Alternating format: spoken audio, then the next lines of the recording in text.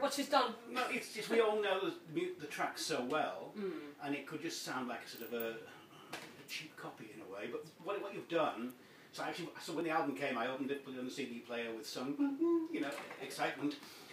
What you've actually done, though, to me, is actually you've kind of recreated them in your own light, haven't you? You've taken the spirit of Elmore and made it into the spirit of Erja. Is that a fair description? That's a very lovely way to put it, really. Thank you very much.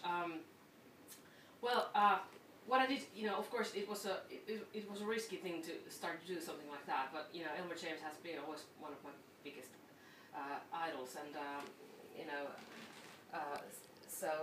and when I was thinking what kind of album I would like to do next, I had always had this image in my head that someday I'm gonna make this very bluesy album with a lot of slide guitar, and then I started to think about what about a tribute album, and then I was thinking who would be the guy or girl to make the tribute of, and Elmer James just felt like a natural choice for me, really. Yes.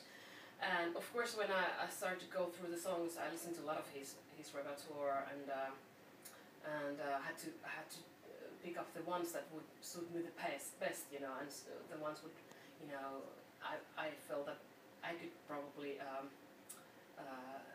make best versions of myself, and so it was very hard to pick up the right songs. But eventually, I'm pretty happy with the songs we decided to put in the album, and there are some songs that I tried to play as close as Elmer did. Yes. And some of them I just totally changed.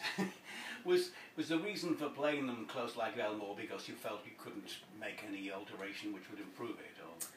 Well, there's a couple of tracks that I really tried to nail them the way Elmore did, and one of them is just the one I just played by myself in the studio here now, person to person, which by the way has a great lyrics about human communication and the connection, that we should be there. Now even nowadays, this song has been like made tens and tens years ago. Yes. But today it just nails the point that we should be there. Forget your iPhones. I changed one word. There's no telephone. There's iPhone in the last verse. Just to underline the fact that we just have all this gadget, and it's some sort of socializing, but it's still it's best to be there, and the real human touch. Nothing will ever win that. So person to person, that's the one song that we try to do as close as possible, and something inside me as well. So I was very carefully listening to the riffs Elmer was doing, and I tried to do them the same way. Of course, I have different equipment, different style. It's different times, and of course I have my own female perspective of things, so that does change it. Although I tried to do it as close as Elmer did it, and one of the reasons why I wanted to, so to speak, copy, if you say very straightforward, as copy his playing, I really wanted to nail some of things he does. I'm pretty sure I've already snatched a few riffs to my own playing from him,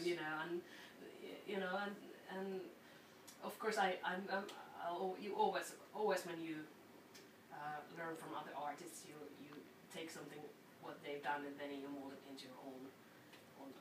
Did you spend many hours listening to his work again? Did you go back to his repertoire and listen to it again and again to sort of train for it, or did you sort of try to do it from the feeling it had rather than the fresh memory? Well, of course I had to learn all the things, by memory. I tried to learn the lyrics and everything before I went to the studio. And but I still in the studio I was still reading some of the lyrics from the paper, and but just to get the right words and everything down, and inspire the band as well at the same time. When you're in the studio, you try to perform anyway. Yes. Although there's no people, because you need to create the atmosphere with your own band. So of course I was listening to a lot of the songs, and I even listened them through during the sessions. Just to listen. Oh, this is the way it actually goes. And then you just realize, it just really changed something like totally different way, and then we go like, well, we kind of like this. Will people like it? But eventually, you know, it seems like people have really liked this album, which has been very lovely too. We'll come on to the response and other things that have happened to you in the last 18 months at the end of the next number. What you can do for us next? Okay, this is a track from the album as well, and this one is called Hand in Hand.